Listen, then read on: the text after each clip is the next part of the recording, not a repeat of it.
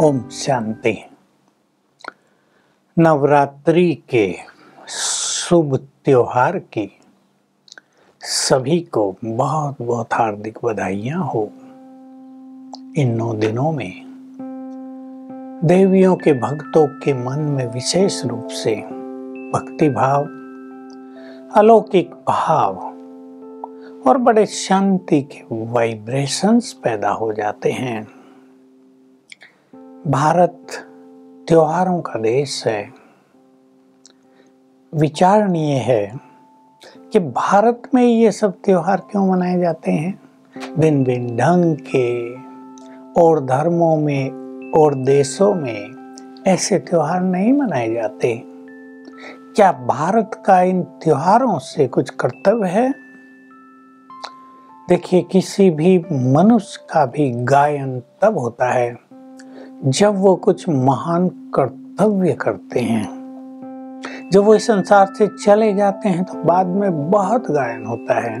भारत एक ऐसा महान देश है जिसमें स्वयं भगवान आते हैं युग परिवर्तन के लिए, मनुष्यों को सद्गति देने के लिए, सभी को पावन बनाने के लिए, दुखों से मुक्त करने के लिए। और ये उनका कार्य कलयुग के अंत में चलता है। सभी को जानना चाहिए कि 4 युगों का चक्र निरंतर घूमता रहता है।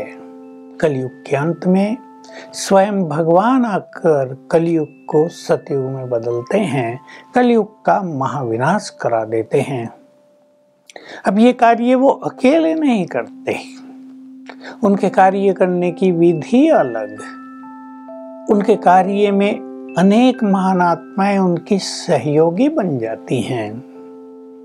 तो जो उनके बहुत सहयोगी बनते हैं और जो अपने जीवन को पवित्र बना लेते हैं उनकी आज्ञाओं पर चलकर, उनका ही गायन और पूजन होने लगता है।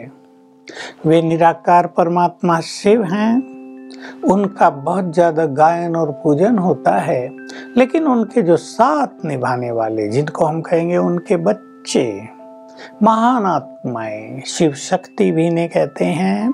शिव से जिन्होंने शक्तियां प्राप्त की और माया पर विजय प्राप्त की, उनके कार्यों को संपन्न किया, ऐसी महान आत्माएं हैं ये हमारी देवियां, जिनकी भिन्न भिन्न रूप से पूजा होती है।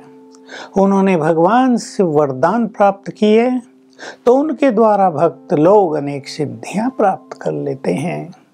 उनकी सर्व मनोकामनाएं स्वयं भगवान ने पूर्ण की, अब वो अपने भक्तों की मनोकामनाएं पूर्ण करने लगती हैं। तो नवरात्रि का त्योहार प्रारंभ हुआ। कलश स्थापित किया जाता है, दीप जलाए जाते हैं, अखंड दीप, ज्योति बुझे नहीं। रात को जागरण होता है, व्रत रखे जाते हैं। कई भक्त 8 दिन 9 दिन पूरा ही समय व्रत रखते हैं और अंत में कन्याओं को जिमाते हैं, उनको भोजन देते हैं, कुछ धन देते हैं। इसको पुण्य मानते हैं, इसको इस पर्व की संपूर्णता मानते हैं। तो क्या रहस्य है इसका? भारत में कौन है ये देवियां? ये सब नारियां ही थी, इसलिए इनको माँ कहकर पुकारा जाता है। भिन्न भिन्न नाम हैं सारे भारत में, भिन्न भिन्न देवियां हैं, अलग अलग क्षेत्रों में अलग अलग देवियां भी हैं। देखिए, 9 दुर्गाओं का, 9 देवियों का तो बहुत गायन है जो प्रसिद्ध हैं। अम्बा या दुर्गा देवी या सरस्वती, लक्ष्मी भी उनमें से एक है, भवानी, गायत्री, ऐसी अनेक देवियां हैं। लेकिन भगवान को साथ देने वाली आत्माएं अनेकों थी, हजारों थी। तो आप देखेंगे अलग अलग शहरों में, अलग अलग क्षेत्रों में अलग अलग देवियों की पूजा अर्चना होती है। उनमें भावनाएं बहुत रहती हैं, उनके द्वारा सबकी मनोकामनाएं पूर्ण होती रहती हैं। तो पहली चीज, ये देवियां भगवान की आज्ञा पर चलकर संपूर्ण पवित्र बनी। बिल्कुल इन्होंने अपने मन, वचन, कर्म को पवित्र बना लिया है, निर्विकारी बन गई, पुण्य आत्माएं बन गई। दूसरी बात, सर्वशक्तिवान से योग युक्त होकर इन्होंने उनकी सारी शक्तियां स्वयं में ग्रहण कर ली, इसलिए इनको शिव शक्ति भी कहा जाता है। तो इन्होंने महान कार्य किए हैं, इसलिए उनका गायन और पूजन होता आ रहा है। देवियों के हाथ में अस्त्र शस्त्र, कुछ देवियों को 4 भुजाएं, कुछ को 8, कुछ को 16 भी दिखाई जाती हैं और कुछ को बहुत सारी। इन सब के कुछ अलौकिक और आध्यात्मिक रहस्य हैं। भगवान सर्वशक्तिवान है, उनसे शक्तियां मिलती हैं, उनको 8 भागों में बांटा जाता है। किसी ने 8 शक्तियां धारण की, किसी ने 4 शक्तियां धारण की, किसी ने 6 शक्तियां धारण की। उस रूप से उनकी भुजाएं दिखा दी गई हैं। भुजाएं शक्तियों का प्रतीक हैं। कुछ देवियों को आपने देखा होगा, महाकाली के चित्र में बहुत सारी भुजाएं दिखाई जाती हैं, कहीं कहीं 32 भी दिखाई जाती हैं, क्योंकि इन आत्माओं के, इन शिव शक्तियों के सहयोगी बहुत सारी ऐसी महान आत्माएं और बन गई थी, तो भुजाएं सहयोग की भी निशानी है। तो इनकी शक्तियां और इनके जो सहयोगी बने, उनकी यादगार में भुजाएं प्रतीक रूप से दिखाई गई हैं। बाकी हर एक को भुजा तो 2 ही होती हैं, मनुष्य या देवता सबको 2 ही भुजाएं हैं। इनके हाथों में अस्त्र शस्त्र, वास्तव में देवियां हिंसक नहीं होती, न हो सकती। जब धर्म का भी मुख्य लक्षण हिंसा माना जाता है, तो धर्म के सच्चे स्वरूप देवियां हिंसक कैसे हो सकती हैं? दिखाया तो यही है, उन्होंने असुरों का संहार किया, अनेक असुर दिखाया, उन्होंने स्वर्गलोक पे अधिकार कर लिया था, कई कहानियां हैं। तो देवियों ने प्रकट होकर उनका संहार करके देवताओं को मुक्त कराया। तो वास्तव में ये अस्त्र शस्त्र ज्ञान के, योग के और पवित्रता के हैं। ज्ञान ईश्वरीय ज्ञान, वे ज्ञान की देवियां हैं, वे योग युक्त रही हैं और संपूर्ण पवित्र बनी है, इसलिए सिद्धि स्वरूप बन गई। संपूर्ण दुखों से मुक्त हो गई, इसलिए दुखहर्ता बन गई। वाहन भी उनको अलग अलग दिखाते हैं। सबसे जो बड़ा स्वरूप है दुर्गा देवी का, जिसका भिन्न भिन्न रूपों से गायन पूजन है भारत में, अर्थात वो शेर की तरह निर्भीक हो गई, माया को उन्होंने नष्ट कर डाला। महाकाली का भी यही स्वरूप है, दिखाया उन्होंने असुरों को नष्ट किया। तो जो आसुरी वृत्तियां हैं मनुष्य के अंदर, स्वयं की भी नष्ट की और सबकी आसुरी वृत्तियां नष्ट कर दी।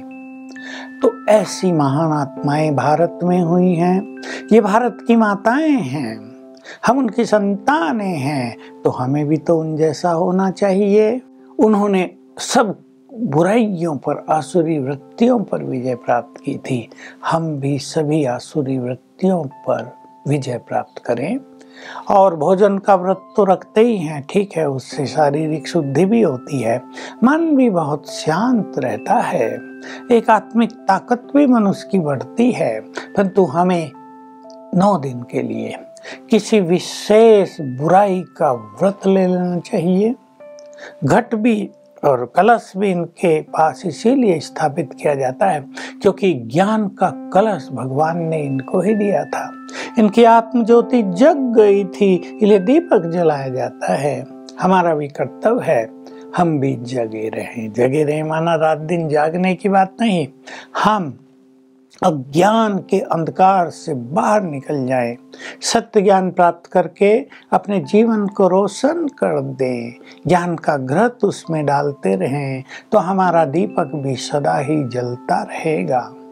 तो पूजन के साथ स्वयं को पूजा के योग्य बनाएंगे। व्रत रखने के साथ कुछ बुराइयों का भी व्रत रखेंगे ताकि कुछ बुराइयां सदा के लिए हमसे छूट जाएं। और पुण्य किए जाते हैं, कन्याओं को जिमाया जाता है।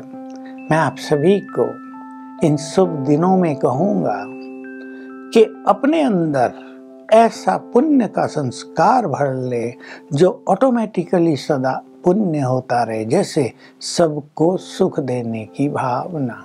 तो मीठे बोल बोल कर सभी को सुख दें। जागरण करते हैं, उन्होंने सभी को जगाया था ज्ञान की नींद से।